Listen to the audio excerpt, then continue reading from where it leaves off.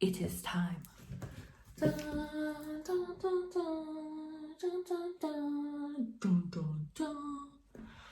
I read all the Twilight books.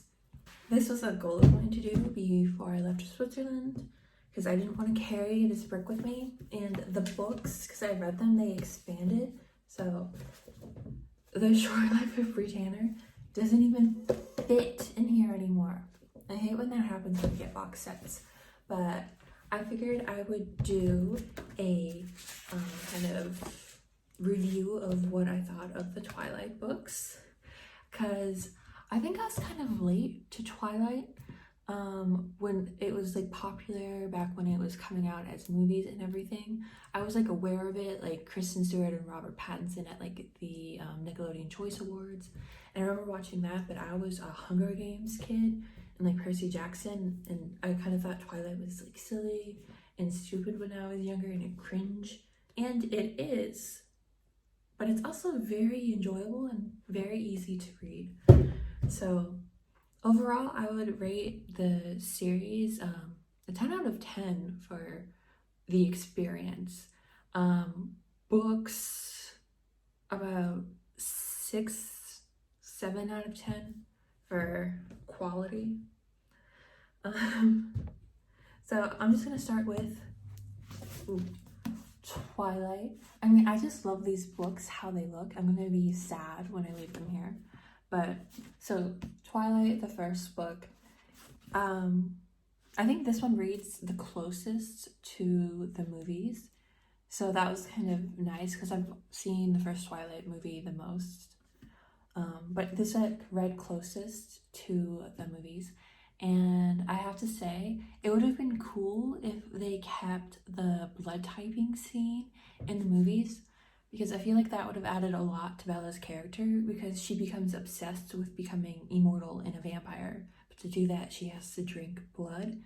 And it's kind of ironic that in the earlier books and movies, like blood is disgusting to her. It makes her physically ill. And then at the end of the series, when she is a vampire, she has to eat blood, but she doesn't, but she has like super good control. So like she's great at being a vampire. And I wonder if like her disgust for blood is what makes her so good at being in control as a vampire. And I wonder if that's like maybe what she was foreshadowing, or like what she ended up going into. Okay, that's Twilight. The love triangle really isn't here yet, so this is just about Bella and Edward, and then mostly Bella, and just hearing her thoughts and kind of her like interacting with vampire kind, and the start of like her journey and her relationship and her obsession with Edward. Onto New Moon. I felt like in a lot of these books, Bella didn't have a lot of control in conversations about things that were about her. I feel like a lot of decisions were made without her input. So like when Edward left because he thought it would be best for Bella, but she fell into a really bad depression. It's a possibility. That scene where they have the months, where they have the months go by and just like pages and pages. Where is that in this? That's in this book. Is that in this book? Yeah, where it just goes October, November, December, January, and then an awakening, or waking up. So like, because Edward chooses not to have contact with her, like Bella literally stops being alive, like emotionally and mentally. She kind of dies without him, and I thought that was kind of interesting, because you kind of see how much Edward means to Bella. And I feel like she loses a lot of her identity and her control and image of self because of Edward in her life. Like, she wasn't like that in Twilight. Like, when she first came to Forks, she had like no interest in boys, even though like all the boys were throwing themselves at her because she's the new girl. And she didn't really have interest until Edward. And Like, I'm wondering, like, is that what Stephanie Meyer like wanted? Because like Bella talks about how in Arizona no one looked at her twice, but here in Forks everybody is looking at her. So I thought that was interesting. And then this is like when Jake starts to come around and he and Bella become friends and everything. And then this is when I started to dislike Jake, because I know like they're young they're teenagers. Like Jake is 15, 16 in these books. But when Jake tells Charlie about the motorcycles, so Bella gets in trouble, that's like a lot of manipulation on his part. And I know Edward messed up by leaving, but he thought that's what was best. I feel like he could have talked to Bella about that though. And maybe it would have been okay if people actually had conversations with Bella instead of yelling at her and like working around her and not including her in her own life in those decisions. I feel like if she was just part of any conversation, and she had any control, like people actually treated her like she had control in her life, like these books wouldn't have to be that long. It would be as short as this one if Bella actually had a role in her own life and how things were going. Like, it was her decision to go to Forks. Her mom gave her that choice to go to Forks or to stay with Phil and her mom. But she chose to go to Forks. So she's used to making big decisions, and she's shut out of so many conversations. And also, it was weird in this book how they were talking about ages. I think maybe Meyer was like replying to backlash about how Edward's like an over 100-year-old vampire and Bella's 17, 18. But then like have Jake be like, oh, mentally I'm 40, but I have, and then when he becomes a werewolf, he has the body of a 25-year-old when he's only 15, 16. And that feels kind of weird because it's like she's trying to level Meyer was leveling him up for Bella because Bella was interested in Edward because he was mentally older, but physically he was still 17. Weird. Okay. And that's all I have to say about New Moon. Pretty cover. Next, we are on to Eclipse. So, my distaste for Jacob continues. I am Team Bella all the way. Not Team Jacob, not Team Edward, not Team Alice, not Team Jasper, or Rosalie. Maybe Carlisle. Carlisle seems pretty chill and like actually explaining things. But I'm Team Bella. But this just made me dislike Jake even more. This is the one where I think we get Jake's perspective. Do we get Jake's perspective in this one? Jacob. I felt like he was creepy. Bella made it clear that they were friends, but Jacob felt like there was something more and kind of kept pushing it. Kind of like in the earlier book where Bella, Jacob, and Mike all go to the movies and they both hold their hands up for her, and how Jacob's like, Bella needs a real man who wouldn't get afraid, but he was actually sick with like food poisoning and the flu. And Jacob just seems creepy. I don't know if that's just how I'm reading it, but and Charlie always takes Jake's side. He does that in Eclipse, he does that in Breaking Dawn, where he's like, he is berating Bella for actually being active in her dislike for someone, but he's mad because she doesn't dislike Edward. But Edward, I feel like, doesn't really have a role in these books, if that makes sense.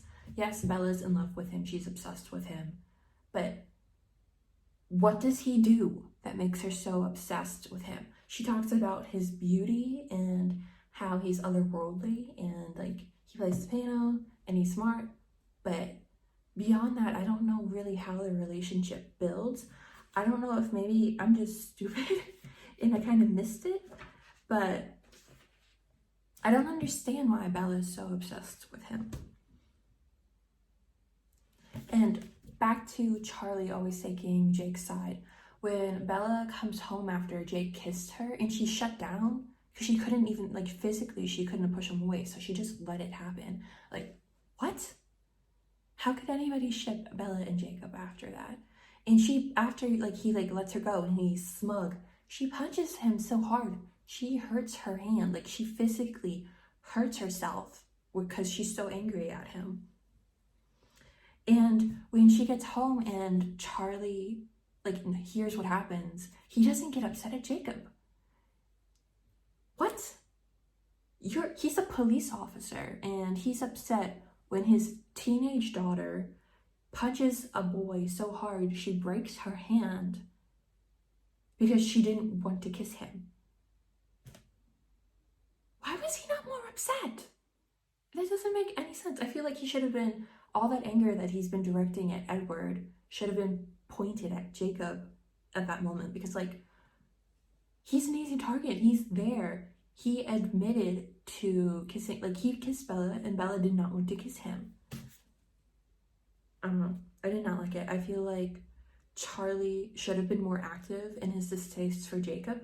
And then once we go, like, the kiss is like co-horse with Bella, and then there's another one where he kisses her again and he's like, oh, she must love me. And then we kind of see Charlie supporting Jacob even farther. Like, he nags Bella about calling and making up with him, even though it's Jacob who's in the wrong for, Jacob has done, like, a lot of shitty things. Like, he got her in trouble, kissed her without her consent, almost made Edward commit suicide. All of those things are big, big red flags. The red flags. And it's just, everyone's just okay with it. Charlie's okay with it. Because, of course, Charlie doesn't know the whole story. But he always takes Jake's side, which I don't appreciate. And then with Breaking Dawn, we get Bella's pregnancy. So it was interesting to hear how Meyer talked about body autonomy. So Bella wanted to have her baby, and she called Rosalie because she knew Rosalie would support her in this, because Rosalie wanted to have children when she was human, and she misses the opportunity now as a vampire, her not being able to have kids. So Rosalie is on Bella's side, and I thought it was really, really kind of gross how Edward and Jacob agreed on wanting to, like, knock Bella out and rip the baby out of her. Again, taking her own consent out of the conversation.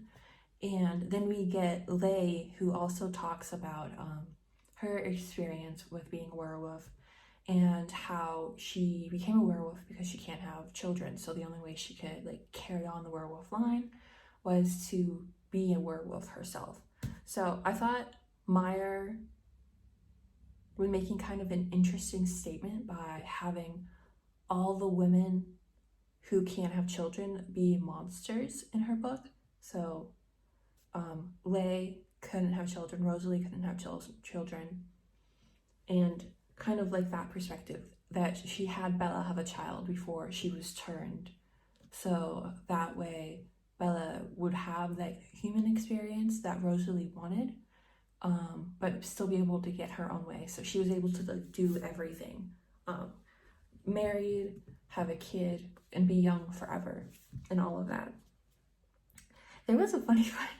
I laughed so loud when, after Bella wakes up from her post, like, baby coma, and she hears Jacob call Renesmee Ness, she yells, "You nicknamed my baby after the Loch Ness Monster?" I think that was my favorite point in the whole series. Yeah, I think it ended okay. Like, I was expecting, like, a big fight scene, but they ended up just talking it out at the end, which I guess maybe that's, like, the point, that, like, non-violent conflict resolutions should be what works if you've had thousands of years to work on your control. And last book is The Short Second Life of Bree Tanner. So this is an Eclipse novella. When I read this last, finished reading it yesterday, and I was like, who's Bree Tanner? And then I remembered who she was in Eclipse, because we kind of get, like, a short mention of her surrendering to Carlisle, and that's about it. But why was this my favorite book out of the whole series? This is my favorite book out of the whole series. I feel so bad for Bree Tanner. She had a bad human life, she had a bad vampire life, and she was smart, she was ready to like surrender to Carlisle and join their family, and she dies. That's like boom. And I feel like it would have been interesting if like we had Edward react to reading Bree Tanner's mind, because I think Bree Tanner let him know that the Volturi knew about Victoria and everything she was doing. So Edward knows that. And I think in Midnight Sun, which is the book from Edward's perspective, it focuses on that. So I might have to read it to kind of see how that happens, but we'll see. I don't know if I want to read more Twilight books. But yeah, I felt like Diego was kind of creepy. I know that they're all like young teenagers when they get turned into vampires, and these are books for younger kids, but the fact that there's always like an older person, if mentally or physically, like Jacob was like physically older than Bella, and then Edward was mentally older than Bella. There's always like someone older than the love interest. So she was like, Bree was 15, 16, and Diego was kind of like, oh, how old are you? I'm like, nobody asks that question and doesn't sound creepy when they're talking to a teenage girl, so that felt kind of weird.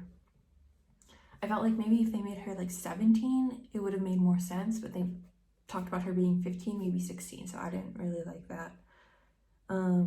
Bree didn't need to die. I'm just gonna say that. That wasn't necessary, but the Volturi knew that like Bree knew about their involvement, or at least they knew that there was like a chance that she could have known and like exposed them, so they didn't want her to do that. And then what happened to Fred? Our creepy, repulsive friend Fred. What happened to him? I want to know what happened to him. I feel like he would have had such an interesting role in Breaking Dawn if he was there, if he could just repulse anything he didn't like. So like that would have been really good to help Bella out in the end. I want to know what happens to Fred. So that was what I think of the Twilight series. I have to say, I feel like I wouldn't read it again. But it was kind of nice to kind of see what the books were about. Meyer's writing style, I think, is pretty easy to read. There's a lot of information, but you kind of get a feel of the characters. And I know that a lot of people like criticize how Kristen Stewart played Bella in the movies, how she doesn't really have a personality. And I can kind of see that, but we're hearing the story from Bella's perspective, so she's focusing more on other people's personalities instead of like her own. I also feel like Edward I don't really understand Edward as a person. I don't know if I'm just not remembering his interactions with Bella, but he doesn't seem like he was like an actual character. He seems like he was an ideal that Bella kind of latched on to, like this male figure that's perfect in every way and everything that she isn't, from like his grace and his beauty to his intelligence and music taste. So I thought that was kind of interesting, kind of Bella's gender envy maybe of Edward. Yeah, that is what I thought of the Twilight books. Thank you so much for watching. I hope you guys have a nice week. Bye!